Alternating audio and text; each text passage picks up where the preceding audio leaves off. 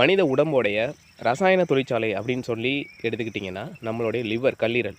So இப்படிப்பட்ட கல்லீரல வந்து ஏன்னா இதுதான் வந்து 500க்கும் மேற்பட்ட வேலைய வந்து நம்ம உடம்புல செய்றது வந்து கல்லீரல். இந்த கல்லீரல வந்து நம்ம எப்பயுமே ஆரோக்கியமா வச்சுக்கிறது ரொம்ப முக்கியமான ஒரு விஷயம். ஏன்னா வந்து பெயின் கில்லர் டேப்லெட்ஸ்லாம் வந்து அதிகமா எடுக்கிறத வந்து நம்ம கம்மி பண்ணுறது ரொம்ப ஒரு முக்கியமான ஒரு விஷயம். ஸோ அதுதான் வந்து நம்மளுடைய லிவர வந்து டேமேஜ் பண்ணும்.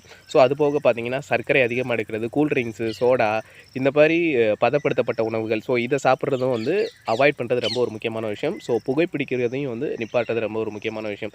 ஸோ இதெல்லாம் பார்த்தீங்கன்னா, உங்களுடைய லிவர வந்து நெறைய வந்து அன்ஹெல்த்தியா இது பண்ணி, ஸோ நம்மளுடைய லிவரே டேமேஜ் பண்ணுறதுக்கு ரொம்ப ஒரு முக்கியமான இந்த மாரி உணவு பொருட்கள அவாய்ட் பண்ணுறது ரொம்ப ஒரு முக்கியமான ஒரு விஷயம்.